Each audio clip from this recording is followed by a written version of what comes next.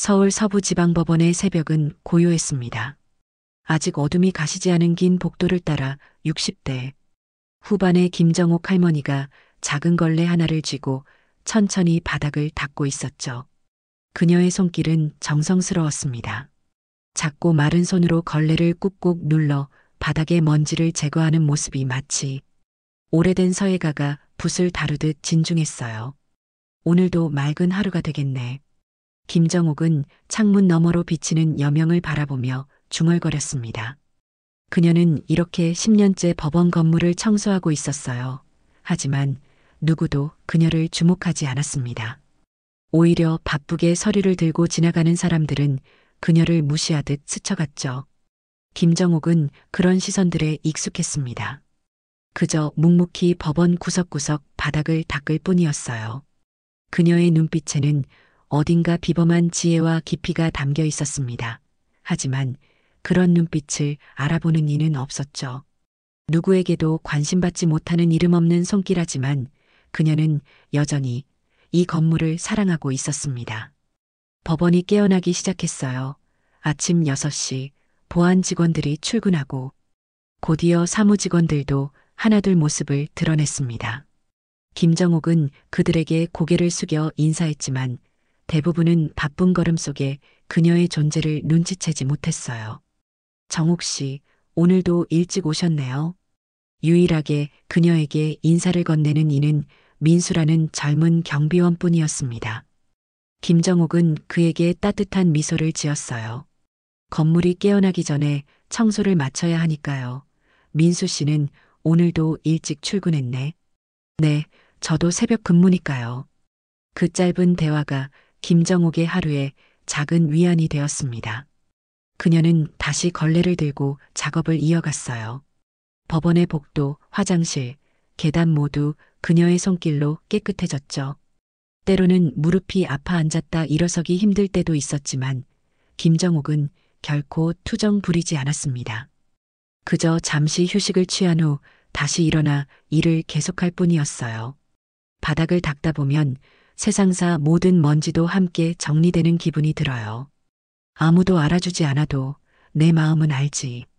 김정옥의 독백이 빈 복도에 메아리 쳤습니다. 법원은 이제 완전히 깨어났어요.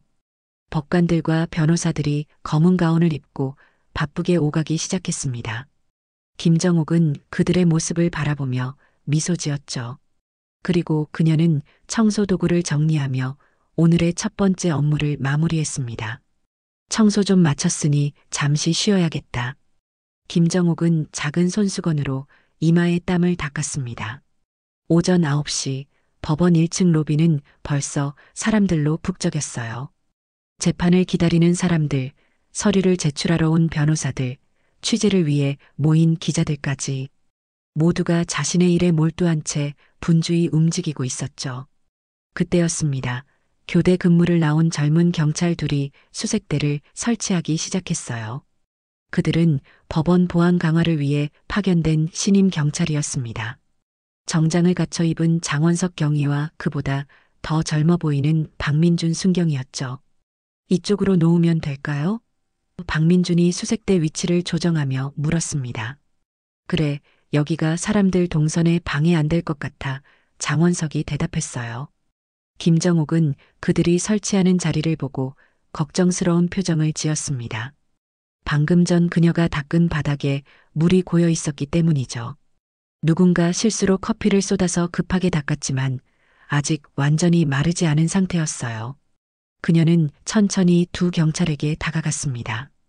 구부정한 걸음으로 가까이 다가간 김정옥은 부드러운 목소리로 말을 건넸죠.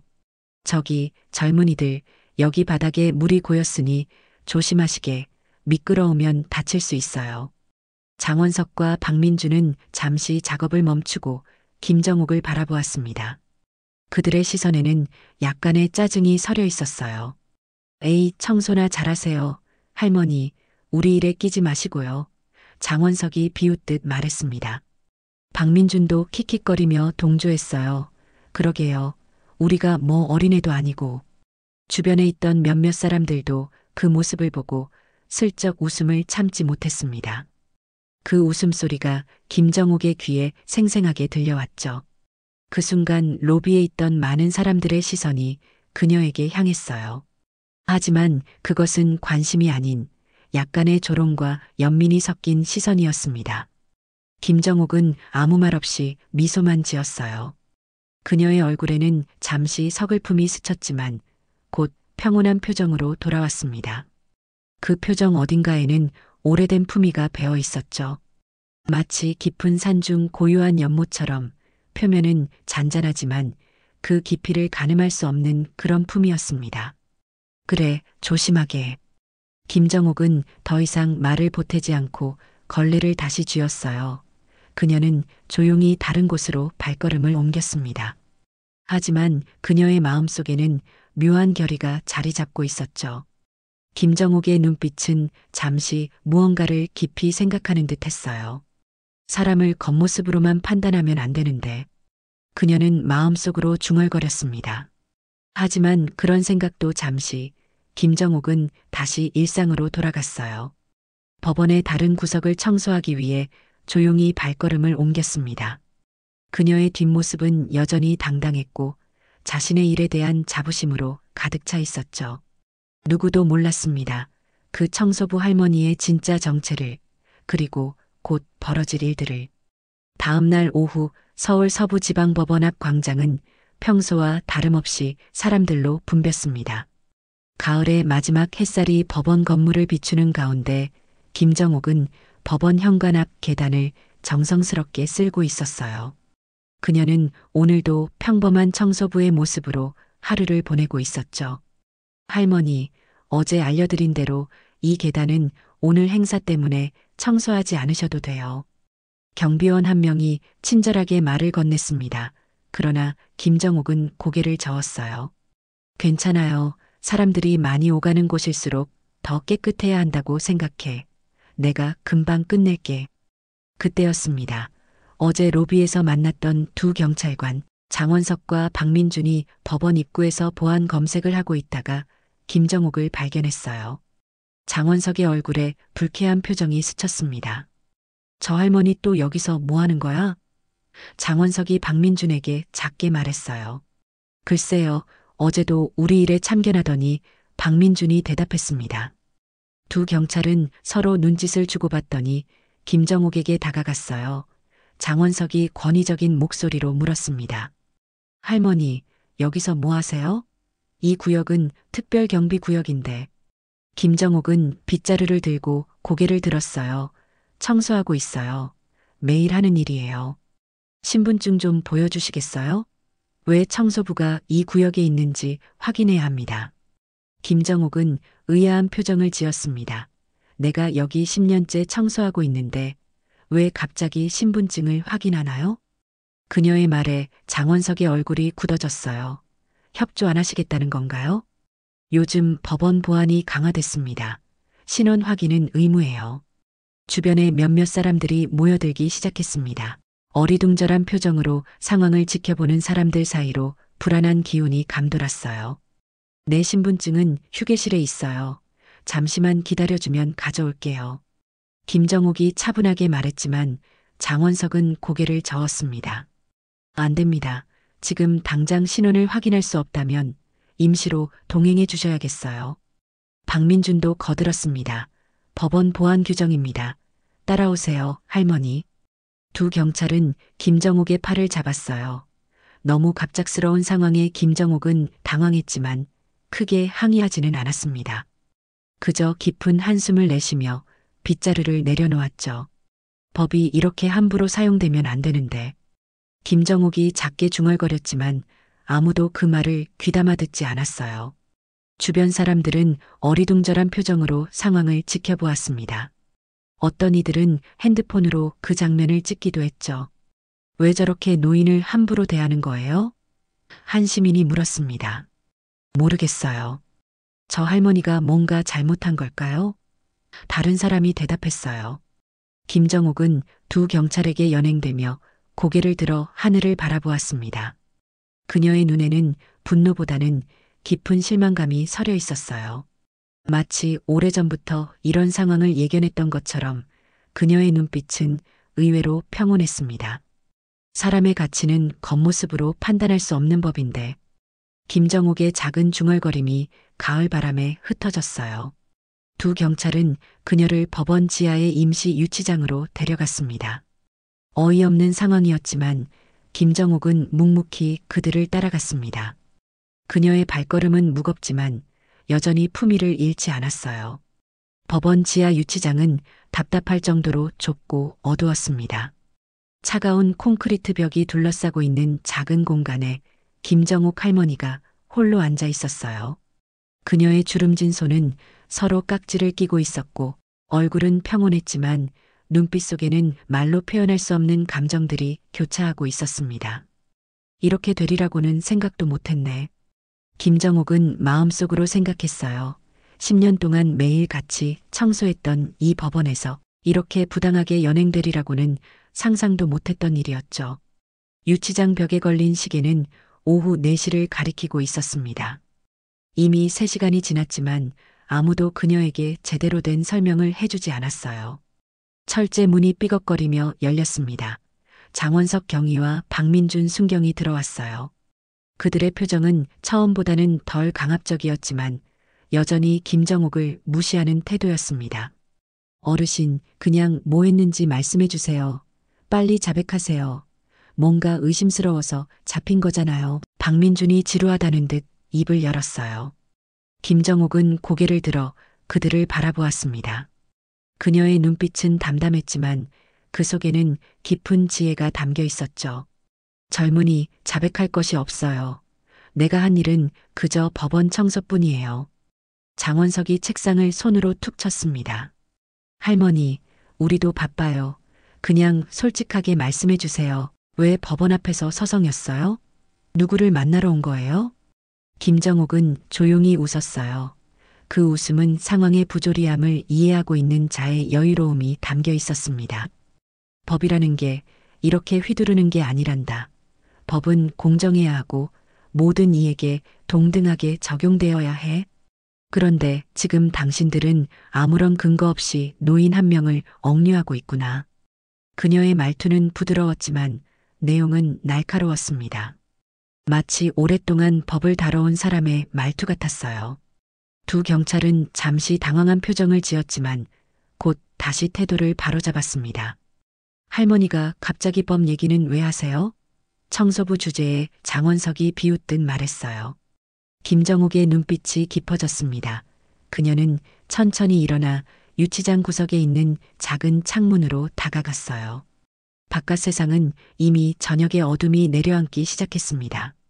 내일이면 모든 게 밝혀질 거야. 참고 기다리면 돼. 그녀의 말에 두 경찰은 어리둥절한 표정을 지었어요. 박민준이 장원석에게 귓속말로 물었습니다. 이 할머니 좀 이상한데요? 정신이 혼란스러운 건 아닐까요? 장원석도 고개를 끄덕였습니다. 아마도 나이도 많으시고 그냥 내일 아침에 신원 확인하고 보내드리죠. 두 경찰은 더 이상 말을 보태지 않고 유치장을 나갔어요. 철문이 닫히자 김정옥은 다시 벤치에 앉았습니다. 그녀의 표정에는 이상하게도 평온함이 가득했어요. 마치 내일 일어날 일을 이미 알고 있는 듯한 그런 평온함이었죠. 밤이 깊어감에 따라 유치장의 온도는 점점 내려갔습니다. 김정옥은 작은 담요를 어깨에 둘렀어요. 그녀의 머릿속에는 지난 시간들이 주마등처럼 스쳐 지나갔습니다. 30년이라는 시간, 법과 함께했던 그 세월, 그리고 새로운 삶을 선택했던 결정들. 모든 것에는 때가 있는 법이지. 김정옥은 눈을 감았어요. 내일 모든 것이 바뀔 테니까요. 그녀는 조용히 내일을 기다렸습니다. 법원의 밤은 깊어만 갔고 김정옥의 마음속에는 이상한 평화가 자리 잡고 있었어요. 이틀 후 서울 서부지방법원 소법정은 아침부터 이례적인 긴장감이 감돌았습니다. 오전 11시 부당 체포된 김정옥. 할머니의 항변을 듣는 재판이 열린다는 소식이 법원 내에 퍼졌기 때문이었어요. 작은 소법정이지만 자리는 거의 다 차 있었습니다.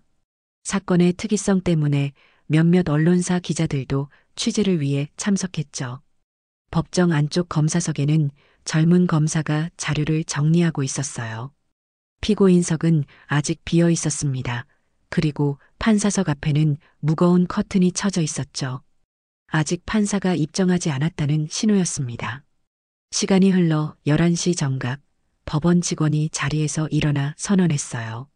지금부터 서울 서부지방법원 제17형사부 재판을 시작하겠습니다. 모두 일어서 주십시오. 모든 사람들이 일어섰고 긴장감이 법정을 감쌌습니다. 그리고 마침내 판사석 커튼이 천천히 걷혔어요.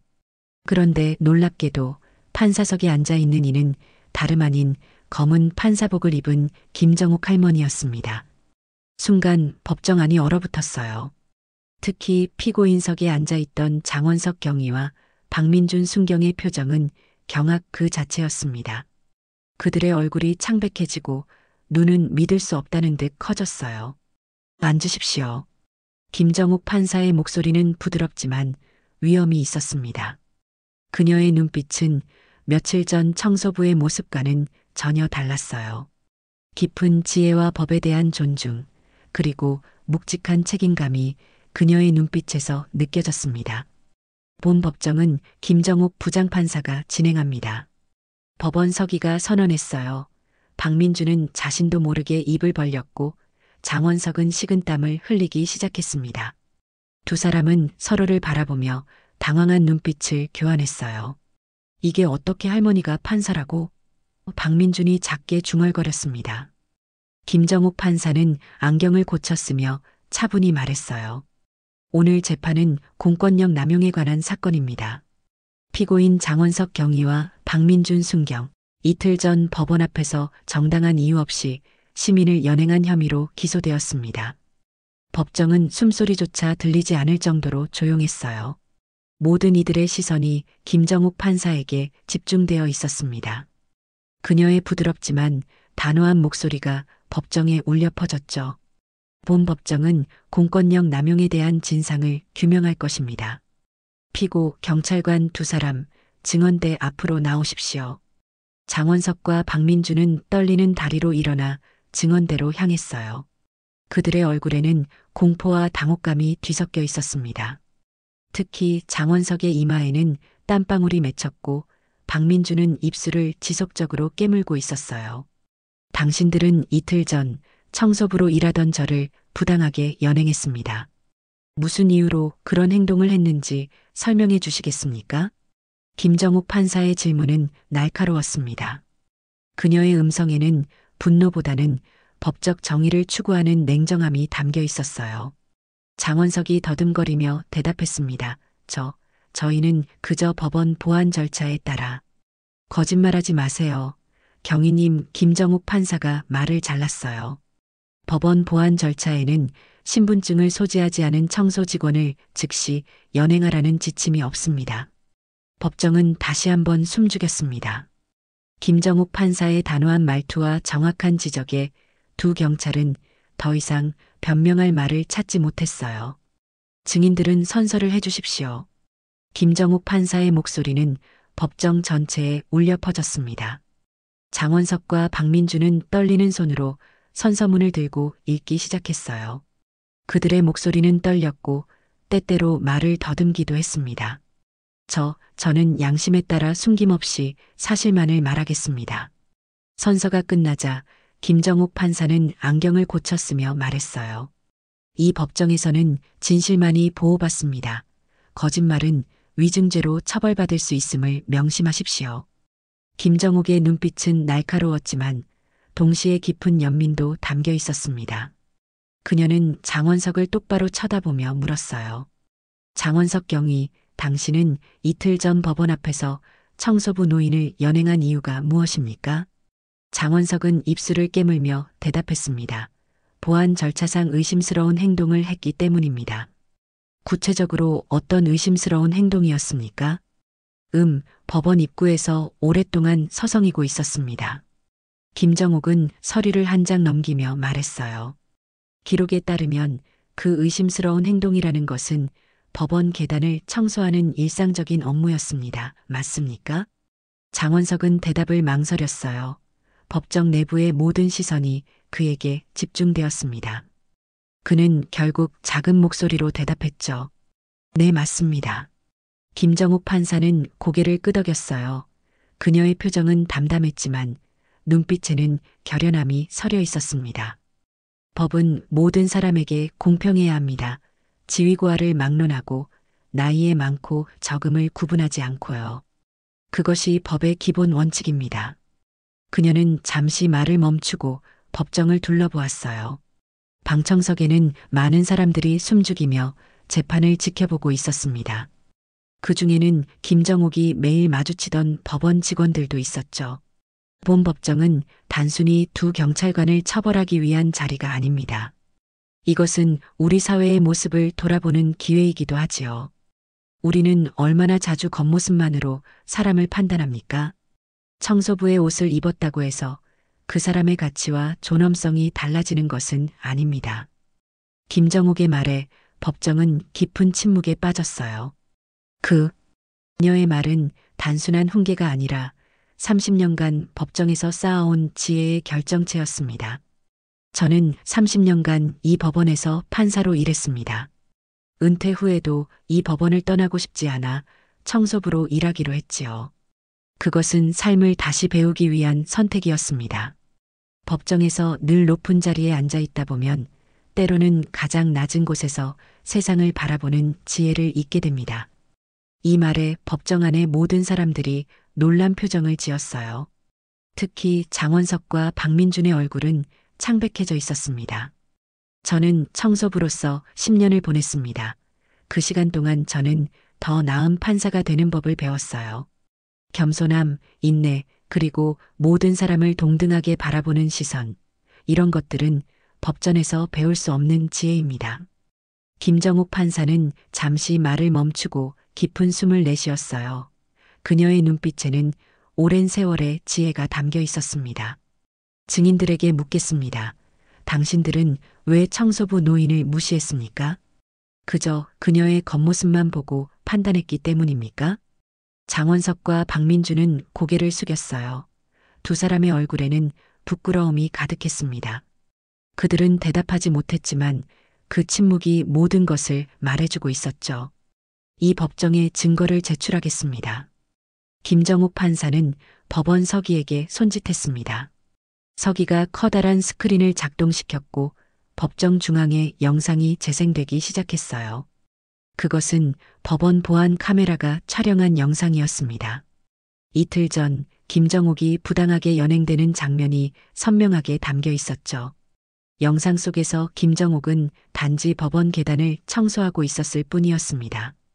그리고 두 경찰이 다가와 그녀를 강제로 연행하는 모습이 담겨 있었어요. 김정욱이 신분증을 가져오겠다고 말하는 장면, 그럼에도 불구하고 경찰들이 강압적으로 그녀를 끌고 가는 장면까지. 이 영상은 명백한 권력 남용을 보여주고 있습니다. 김정욱 판사가 말했어요. 어떤 법적 근거도 없이 단지 청소부라는 이유만으로 한 시민의 자유를 제한한 것입니다. 법정은 다시 한번 깊은 침묵에 빠졌습니다. 영상의 증거는 너무나 명백했어요. 장원석과 박민주는 더 이상 변명할 여지가 없었습니다. 다음으로 김정욱 판사는 목격자들을 불렀어요.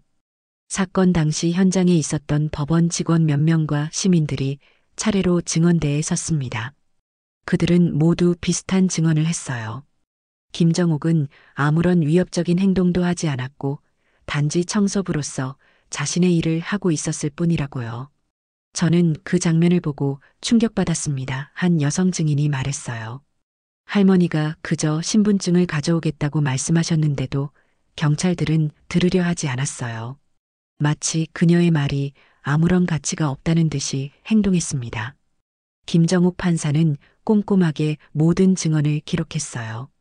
그리고 마침내 장원석과 박민준에게 마지막 발언 기회를 주었습니다.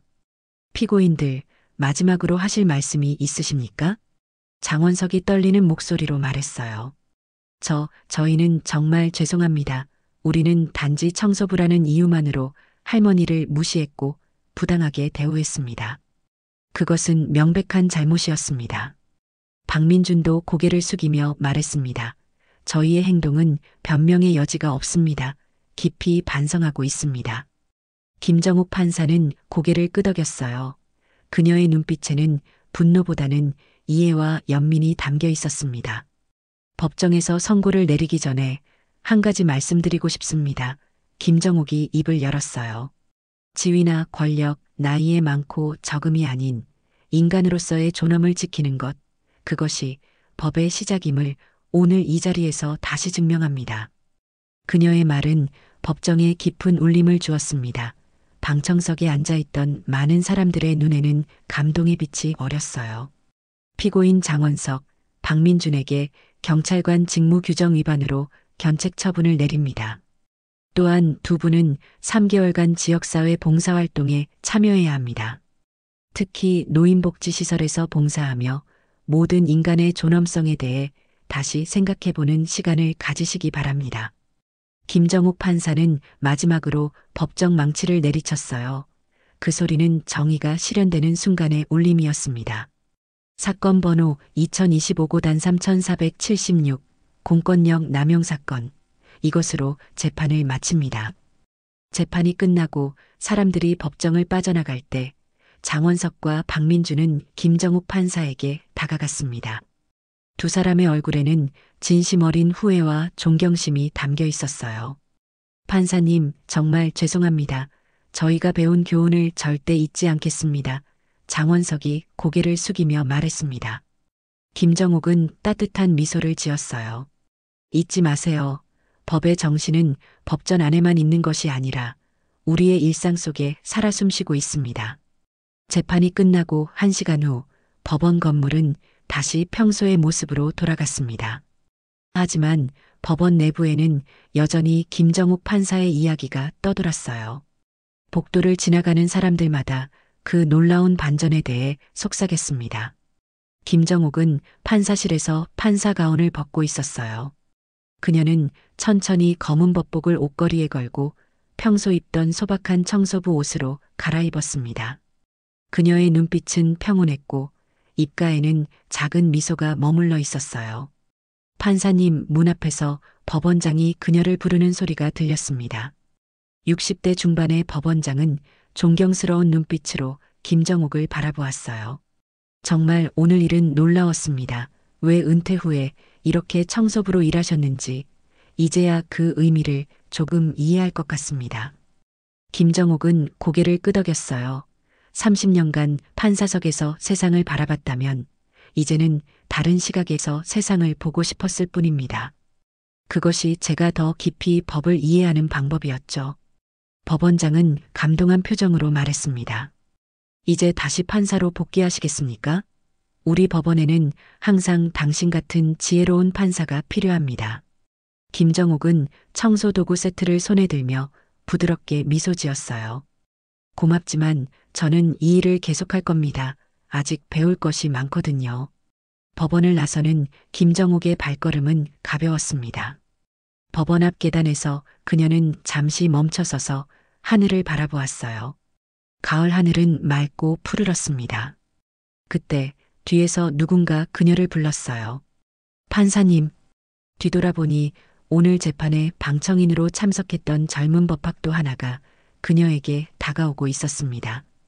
20대 초반으로 보이는 그 학생의 눈빛에는 호기심과 존경심이 가득했어요.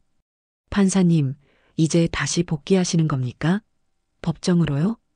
김정욱은 빙긋 웃었습니다. 그녀의 눈가에는 세월의 지혜가 깃든 주름이 잔잔하게 펼쳐져 있었어요. 아니야, 나는 오늘도 여기를 닦아야 해. 정의는 높은 곳이 아니라 바닥에서부터 빛나는 법이거든. 학생은 잠시 당황한 표정을 지었다가 이내 감동으로 눈가가 붉어졌습니다. 그는 깊이 고개를 숙여 김정욱에게 인사했어요. 정말 멋진 가르침입니다. 저도 언젠가 판사가 된다면 오늘의 이 말씀을 꼭 기억하겠습니다. 김정욱은 그를 따뜻하게 바라보았습니다. 법을 공부하는 것보다 더 중요한 것은 사람을 이해하는 법을 배우는 거란다. 그 사람이 청소부든 판사든 경찰이든 상관없이. 학생이 떠난 후 김정옥은 다시 청소도구를 챙겨 법원 입구를 청소하기 시작했어요. 햇살이 창문을 타고 들어와 그녀가 막 닦은 복도 바닥 위에 반짝였습니다. 그 빛은 마치 법이 추구하는 정의의 빛처럼 밝고 따뜻했어요. 법원에 출근하는 사람들이 이제 김정옥을 지나칠 때마다 공손하게 인사를 건넸습니다. 그들의 눈빛에는 이전과 다른 존경심이 깃들어 있었어요. 하지만 김정옥은 여전히 겸손하게 그들에게 미소 지으며 인사를 받았습니다. 몇몇 사람들은 여전히 의아한 눈빛으로 물었어요. 왜 다시 판사직으로 돌아가지 않으세요? 당신 같은 분이 필요한데요. 그때마다 김정옥은 같은 대답을 했습니다. 사람들은 높은 자리에서 영향력을 행사하려 하지. 하지만 나는 바닥을 닦으며 더 많은 것을 배웠단다. 세상의 진짜 모습은 가장 낮은 곳에서 볼 때 더 선명하게 보이니까. 오후가 되자 법원은 더욱 붐비기 시작했습니다. 재판을 마친 사람들, 새로운 재판을 준비하는 사람들로 복도는 분주했어요. 그 속에서 김정옥은 조용히 자신의 일을 이어갔습니다. 어쩌면 그녀야말로 진정한 정의의 수호자였을지도 모릅니다. 세상은 몰라도 그녀는 오늘도 자신의 법을 지킨다. 법원 복도를 청소하는 김정옥의 모습이 석양빛에 물들었습니다. 그녀의 그림자는 길게 늘어져 법원 벽에 드리워졌어요. 마치 정의의 그림자가 법원을 감싸 안은 듯한 모습이었습니다. 그리고 그날 이후 서울 서부지방법원에서는 청소부부터 판사까지 모든 사람이 서로를 더 존중하는 문화가 자리 잡았다고 합니다. 김정옥 할머니의 이야기는 법원을 넘어 사회 전체에 울림을 주었고 진정한 정의와 존엄성의 의미를 다시 한번 일깨워 주었죠.